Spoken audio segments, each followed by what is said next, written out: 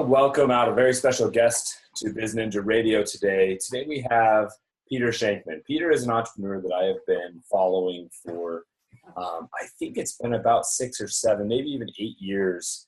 And Peter has a cool story because at one point he worked for America Online. You remember that company?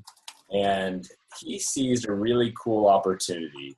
And it seems to me, from my perspective, that it's set a whole bunch of wheels in motion to bring him to where he is today.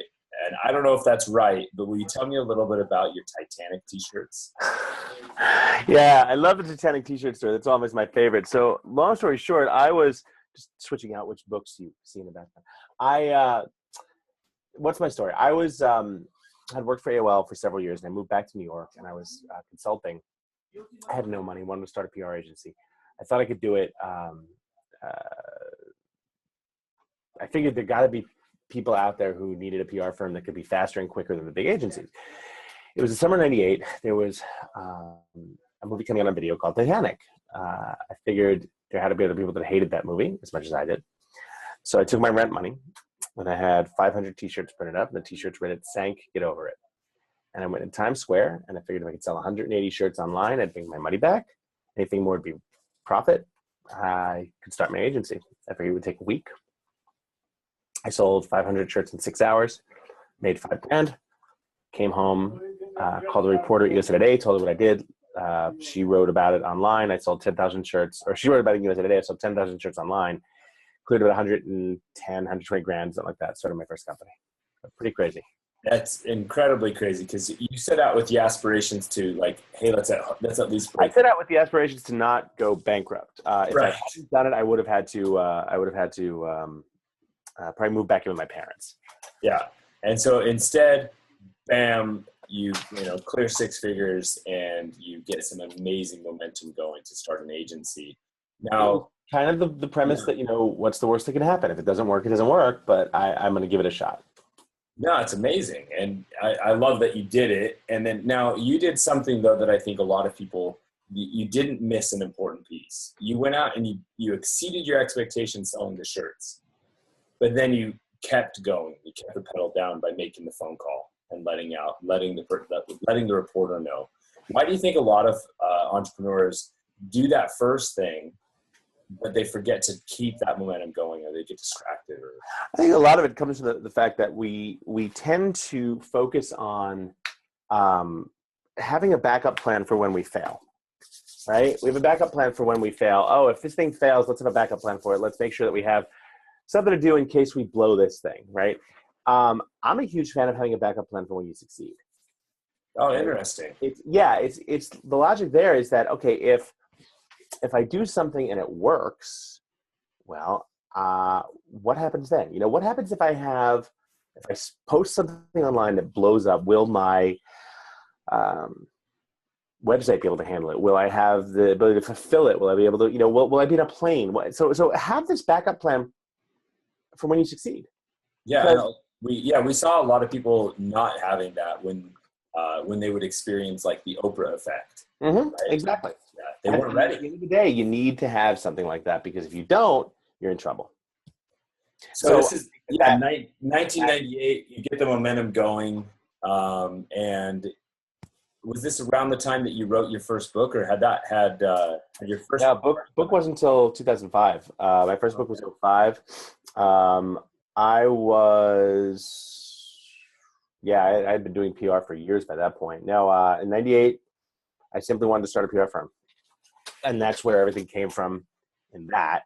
And then I wound up starting the PR firm in like late 98, sold it in 2001, and then was consulting for several years. Okay. And so then, tell me about your journey from, bootstrapped entrepreneur to selling a PR firm. Those are big steps. Is that another example of just having a plan for success? Yeah. So it was a little bit of both. No one ever told me I couldn't do things, and then when people did tell me I couldn't do things, well, the attitude of me was, okay, well, now I have to do it just because you told me I couldn't. Right. remember telling my parents I wanted to go skydiving. You don't go skydiving. Jews don't skydive. My mom's favorite line. Jews don't skydive. My father said that. Well, I have 400 jumps now. I wanted to do a triathlon. Well, you might not have the body type for a triathlon. Well, bitch, I've done 2 Ironman and at least a dozen half Ironman, and just signed up for a new one today. It's kind of like, it's really a drug addiction. Yeah, because you just completed one on Sunday. Look at how sunburned I am from my race on Sunday, and I just signed up for one in Barcelona in May. So yeah, I'm not very smart, but cool in Barcelona. It gets very addictive. So for me, it's really all about, if you tell me I can't do something, I'm going to try to do it. There's a line from the movie Hudson Hawk, one of my favorite films. He goes, I've always been that guy who doesn't listen. Keep off the grass. Let's play stickball, right? And so I've always believed that. You tell me I can't do something, and I'm probably, even if I don't want to do it, I'm probably going to do it just to prove you wrong. Yeah, that's interesting. So for you, it's not necessarily like money as a primary factor or those kind of things, but sometimes it's just the challenge itself. My 2 primary goals are always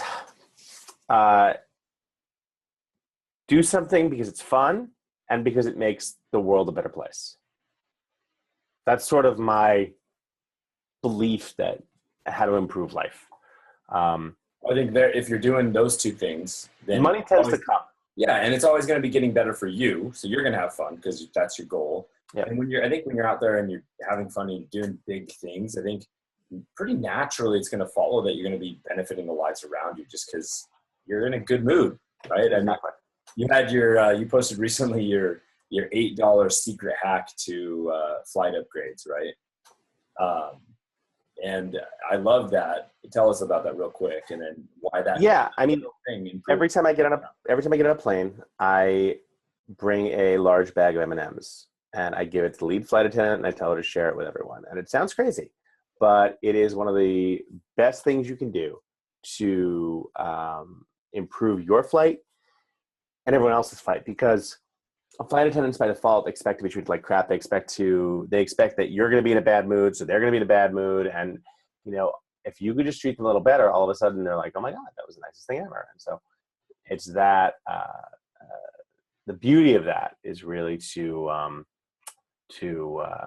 create that moment where they're like, wow, that was really nice. And that just changes their entire concept of their day, and can really improve your flight. That's awesome. So behind you have Zombie Loyalists. Your first book was a book on PR. It was Can We Do That, or We Can Do That? Can we do that? Yeah, Can We Do That? And about just being creative and innovative and not just doing the same things that everyone that before you has done in PR. And you have a new book coming out or working on. You want to tell us a little bit about that? Yeah, I'm working on a book. It's just about done. It's called Faster Than Normal, and it focuses on the concept of using ADHD as a gift, not a curse. My current, I have a podcast that I do, and it's called Faster Than Normal. It is currently the #1 podcast on ADHD online. And so I use that to prove that ADHD can be a gift. It's not a curse. It's having it as a good thing if you know how to do it, if you know how to use it right. And I talk about that with guests, with CEOs, people like that, and we focus really hard on changing the conversation around ADHD. Sure. And I was trying to not make a joke about that you focus on. Exactly. Squirrel. But I love that because, I have 4 kids. They're all very different. Each one has very different attention spans, and they're in school right now, like most kids. And, you see some kids that aren't able to focus as much or maintain the same type of focus as what is expected in a typical student that goes to school for 8 hours. Yeah. It's never bothered me because I know that that just means they're wired differently and they're going to achieve different types of things. So I think it's cool that you're kind of fighting the stigma of ADD and ADHD.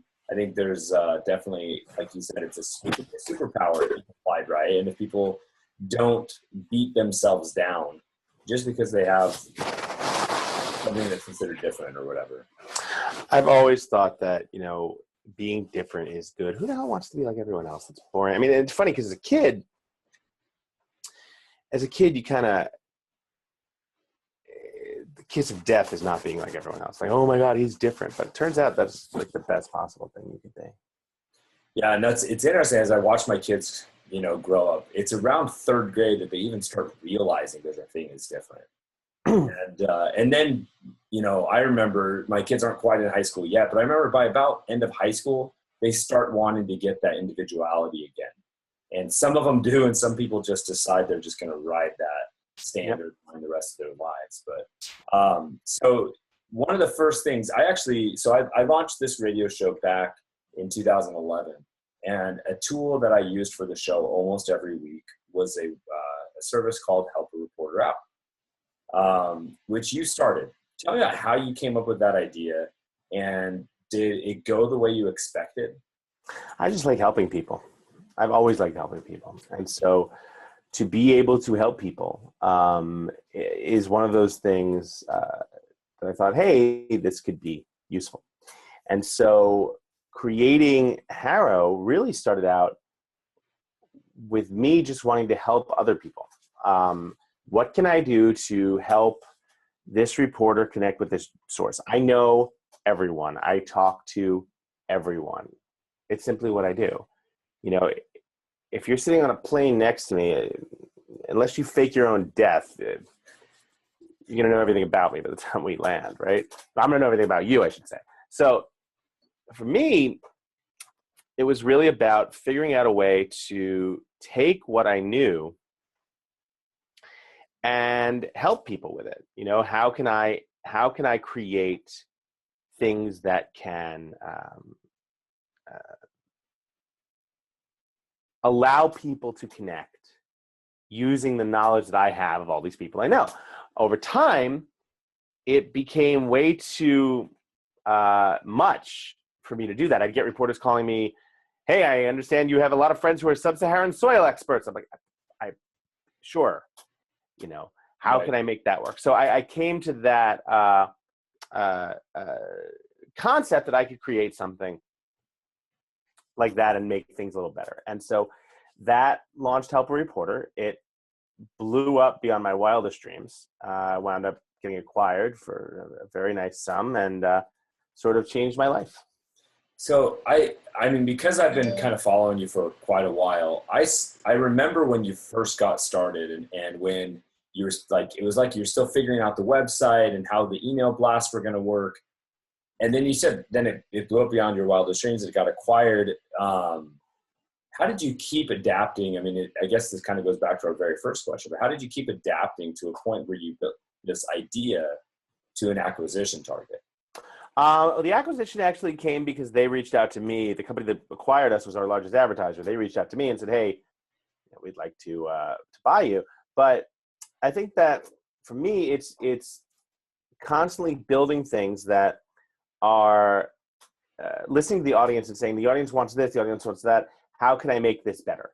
How can I make this better for them? So I asked them, you ask your audience, what do you want? What do you need? What would make it better for you? And the more you do that, the more you wind up building something that is exactly what your audience wants. And that is where you have success. Interesting. I think that's massive. I mean, it's amazing how many people don't listen to the people that are that they want to give them money. It blows my mind. I mean, it really is just incredible how that does not work. It's like, come on, this isn't rocket science. Right. It's like dating. It's like, hey, what kind of stuff do you like? I don't care. I'm just going to bring you and we'll do the stuff I think's right. Exactly. I can tell you, I could tell you that does not work. We won't go into those stories today, but that's funny. So being an entrepreneur, and you have started a cool mastermind, which I'm a part of a group of people that are just trying to constantly get better. What do you see are some of the major challenges that entrepreneurs today face, and what's your advice for them? It's funny. There are several. I mean, I think the number one challenge when you're an entrepreneur is working on your own. The biggest problem I see is that, when you work for a company, you have a company that can tell you what you're doing and, hey, you need help. Hey, here's people to help you. Here's what we can do. We don't have that when we work on our own. We don't have anything close to that. We're lucky to have one person in our world who understands what we do, right? It's very difficult. And so an entrepreneur, the first thing you have to understand is how to take care of yourself. You have to understand that if you can't create something, if you can't take care of yourself, you can't create anything, and you're not going to be able to fix anything or do anything if you can't take care of yourself first. And it's a problem. I mean, I've seen way too many people with great ideas be unable to fulfill them because they simply can't get out of their own head enough to talk to someone else. So the first thing I'd say as an entrepreneur is you have to take care of yourself. It's the oxygen mask theory. You have to put on your own oxygen mask before helping others. I think for me included, having started a bunch of, small businesses and doing so many different things that the average American person or American worker sees as really bold and exciting. I think sometimes the entrepreneur has the fear of looking vulnerable. And so maybe not wanting to open up and talk to somebody about, man, actually sometimes it's really hard. And like, you feel lonely and you feel, being a solopreneur, you feel isolated and that no one gets you. And so, I think taking care of yourself, both, physically and psychologically and emotionally, and finding a group of people that you can talk to and be open with is really important. Well, it's important also because, you can't be your best if you can't do that, right? You need to be at your best if you want to be an entrepreneur. There's constantly people trying to bust you down. I saw a great line. You could walk on water and haters would start saying it's because you don't know how to swim. You don't know how to swim. Right. So to have a group that's willing to have your back, like an entrepreneur group, like I have in Shankminds. I get more out of the group for Shankminds than I think anyone else does. It's such a wonderful way to just chat and just know that there are people just like us who aren't who are as crazy as we are. It's wonderful. Yeah. And I think you're right. Like, no matter how many obstacles get overcome or how, successful somebody becomes, there's always going to be the people that are the yeah buts, right? Like actually just the other day, I was in a friendly conversation with somebody online about, Gary Vaynerchuk posted a post about how he, he's not lucky. He's worked really hard. And everyone's like, well, someone handed him the keys to I have a problem with the concept of not being lucky. I am the first to admit that I am damn lucky. Now, I have also worked my freaking ass off. Sure. But, who was it? Abraham Lincoln said that he's a big believer in good fortune. He finds the harder he works, the more of it he has. Sure. And I agree with that. And I do agree that we're not all born into the same station. My parents were public school teachers. They knew nothing about entrepreneurship. They still don't. And that was my point. I think some people, though, they say he's only who he is, like, let's just say entrepreneur X is only how successful as they are today because they had something I don't have, right? And it's that excuse projecting that they're doing that. Yeah, and I actually issue with that just as much as the fact that there's no such thing as luck. Of course there is. But everyone has their moments of luck, right? And the harder they work, the more of those moments they're going to have. Yep. So what are some of the things that you've been the most fortunate with it that have just come out that you've been able to seize opportunities on? I think I've been able to take my ADHD and use it to my advantage. That's number one, without question. I have been able to focus on, it's taken me several years, countless years, but I've been able to learn how to avoid the haters. I don't avoid them per se, but I don't listen to them as much anymore. I think it's good to hear what they have to say, but it is also nice to be able to let them sort of float away without having to put your hand into the water, because a lot of haters are just not worth listening to. Hear what they say, but you don't have to take it personally. And that took a long time, but I'm glad that I finally figured it out. I call it, actually, I don't, I'm making this up, but I call it the glass window syndrome. So like if you ever, you're driving and somebody cuts you off and they get all mad and they're in the parking lot and they're crazy to each other because they're behind the glass window of their car. And then all of a sudden, like 2 minutes later, they're walking behind each other at the grocery store or at the store, and they're not the same level of, they don't have that same level of animosity because now it's how they're in front of each other. They're real, exactly. Yeah. And so I think, I've had to deal with a very small number of haters, but I take it really personally. And so now I have to remind myself, hey, just because someone doesn't see what I'm doing, or just because someone felt the need to be critical, it's probably because they're speaking from a lens of something going on in their life. Well, that's the thing. I always try to ask people, and it's funny because this totally disarms them. I actually ask people, when someone goes crazy on me or sends me a bad email or writes a rant or whatever, I ask them, like, just out of curiosity, are you doing okay? Is there anything I can do to help you? Because I shouldn't be making you this. I mean, you're hoping I'm going to go blow my brains out over there on that cliff, but my existence shouldn't be making you this upset. What is it, and how can I help? And it disarms them immediately. And then as an added bonus, maybe sometimes I actually can help them. That's cool. But it's just fun as hell to just disarm the whole situation. So we've heard, I know a couple of your cool stories. I know, the internet knows a little bit about the Titanic t-shirt startup. The internet knows about HARO. We've heard about the steak being delivered to you, when you get off the plane. What are some cool things that have happened to you, just because you're living your life a little bit more boldly than others that maybe we haven't heard about yet? I have the most incredible daughter in the world. I am incredibly fortunate that her mom saw fit to marry me when she did. And although we're not together anymore, we're still very close friends. And we have a great relationship and a great daughter. And that, I think, everyone's like, oh, I have the best daughter in the world. So I don't brag about that so much, but she's awesome. And she makes me much more human. I'm very fortunate for that.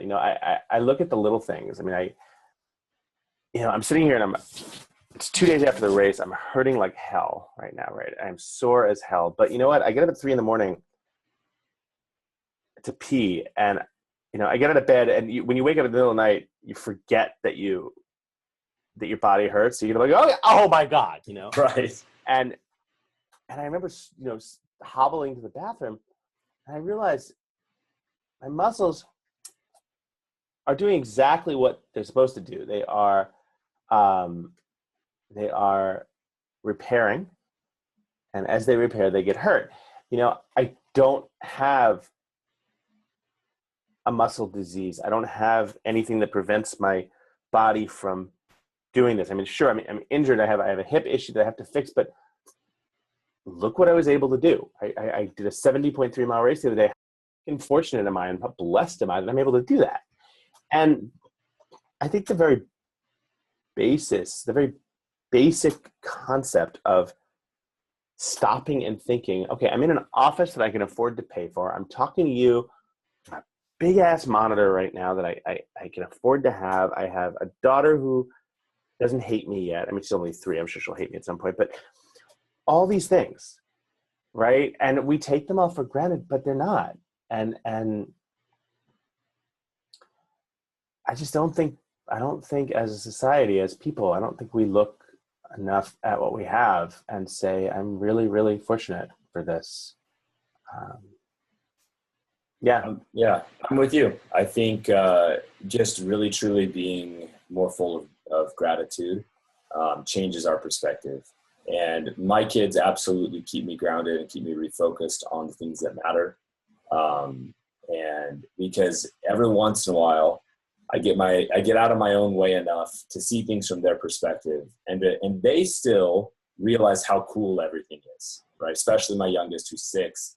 he just like, he saw a new microphone on my desk and he wanted to record a movie just because he saw a cool microphone. Yeah. And that was like folk being okay with the little wins, I think makes the big wins taste even better. I'm trying to do the same thing. With my daughter, it's like, show her these, like I made her eggs today, and I bought, the greatest thing you could buy for your young kids is food poisoning. Jesus. Food coloring. Yes. I put, I'm so tired from the race. I put food coloring, and I said, "Hey, Jessica, we're gonna have blue eggs." Right? She goes, "Wow, they're blue." It's just like, that's awesome. I love that. They're excited by it. Yeah. So cool. So as we come to the end of the interview, Peter, like I love to ask everyone this question at the end, and you've done a lot of cool stuff. You just signed up for another Ironman in Spain. But what's one thing that's still on your bucket list that you're looking to accomplish? Oh God, I'd love to go into space. I'd love to go into space. I'd love to. I'm at 400 something skydives right now. I'd love to get to 500 so I have the ability to jump in Dubai. I've jumped in the desert campus of Dubai, but I'd love to be able to jump in the city campus, which overlooks the entire city of Dubai. But I think I'd like to just keep doing good things, helping, creating happiness, making people happy, having fun. Cool. All great things. Appreciate you coming on the air. I know you're busy. But it's been great visiting with you, and I hope that other entrepreneurs are able to pick the great advice out of this interview that I got from you. So thank you so much. It's kind of you, Todd. Pleasure was mine. Thanks for having me, man. Yeah.